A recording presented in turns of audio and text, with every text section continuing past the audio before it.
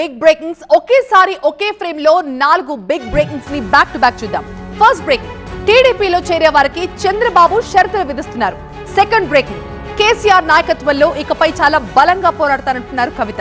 Third breaking, ప్రధాని అధ్యక్షతన council of ministers భేటీ జరిగింది. ఇక ఫోర్త్ బ్రేకింగ్, రణరంగంగా మారింది కోల్కతా బంద్. ఈ 4 బ్రేకింగ్స్ ని ఇప్పుడు ఒకసారి డీటెయిల్డ్ గా చూద్దాం. ఫస్ట్ బ్రేకింగ్, టీడీపీలో చేరే వారికి చంద్రబాబు షరతులు విధిస్తున్నారు. ఎవ్వరొచ్చినా కూడా రాజీనామా చేసి రావాల్సిందే అంటున్నారు. వ్యక్తిత్వం ఆధారంగానే పార్టీలో చేరికలుంటాయంటున్నారు. 20 రోజుల్లో నామినేటెడ్ పదవులు భర్తీ చేస్తామంటున్నారు. సరైన వ్యక్తులకి సరైన పదవులు ఇస్తామంటున్నారు చంద్రబాబు. ఇక సెకండ్ బ్రేకింగ్ చూస్తున్నాం. హైదరాబాద్ నివాసంలో కేటీఆర్ కి రాఖీ కట్టారు కవిత. తాను ఎలాంటి తప్పు చేయలేదు, ఎప్పటికైనా న్యాయమే గెలుస్తుంది అంటున్నారు. కేసీఆర్ నాయకత్వంలో ఇకపై బలంగా పోరాడతామంటున్నారు కవిత. ఇక థర్డ్ బ్రేకింగ్ చూస్తున్నాం. ప్రధాని అధ్యక్షతన కౌన్సిల్ ఆఫ్ మినిస్టర్స్ భేటీ జరిగింది.